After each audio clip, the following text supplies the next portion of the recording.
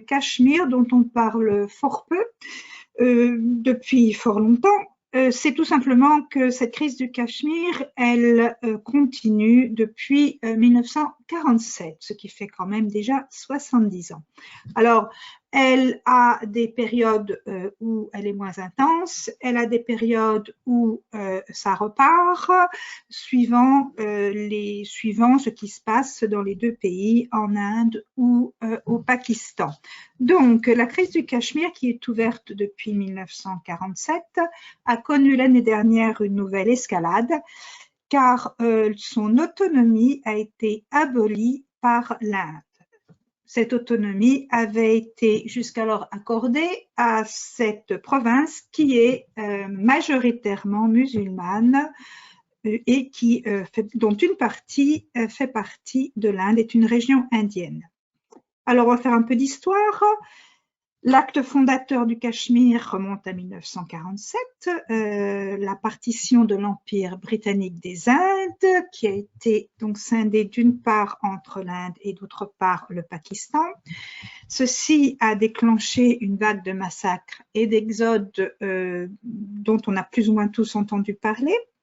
À cette époque, le Maharaja hindou du Cachemire se rallie à l'Inde, ceci contre la volonté de sa population qui est aux 3/4 musulmane. Mais pour ceci, il obtient la reconnaissance par Delhi d'une autonomie relativement importante. Il y a une ligne de cessez-le-feu, la LOC, L-O-C, qui est l'acronyme anglais, qui sépare les deux parties de la province. Elle s'étend sur 1 millier de kilomètres. Les 2/3 du Cachemire sont dans la Fédération indienne et l'autre tiers est incorporé au Pakistan. L'ONU avait prévu un référendum d'autodétermination qui n'aura jamais lieu. Les guerres qui vont s'en suivre ont été multiples.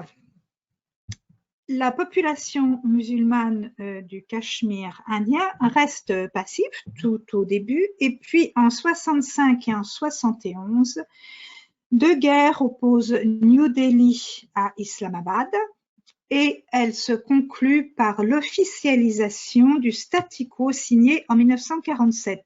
Ce statu quo n'avait pas été officialisé, donc ça a pris déjà un certain temps.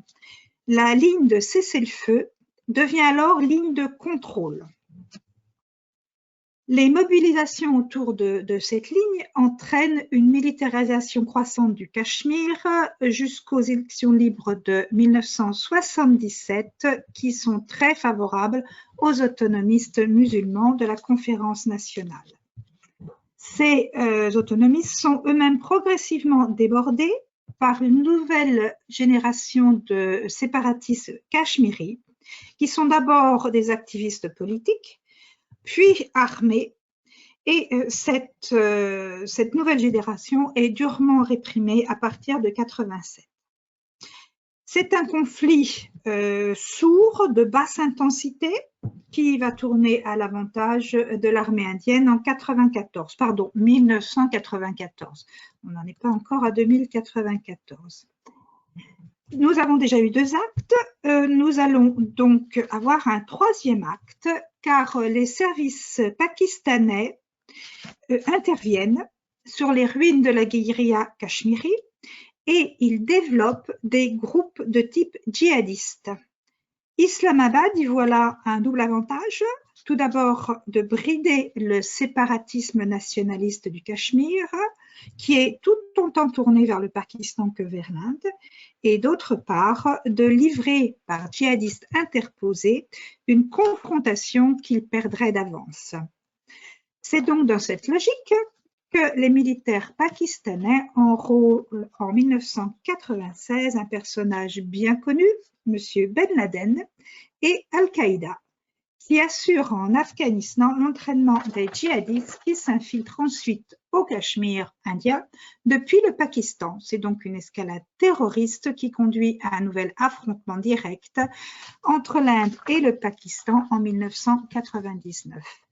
on va maintenant passer à une toute petite définition d'explication sur ce conflit de 99 qui s'appelle la guerre de Kargil. La guerre de Kargil, c'est un endroit qui se trouve à côté du col par lequel on passe de l'Inde au Pakistan. On l'a aussi appelé la guerre des glaciers.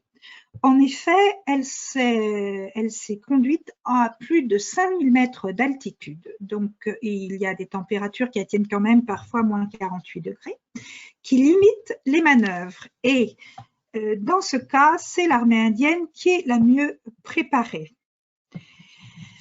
Cette guerre de Kargil a fait des victimes qui ont été depuis oubliées, tout simplement parce qu'elle venait d'une région complètement inconnue, quoique les amateurs de curry vont reconnaître le nom.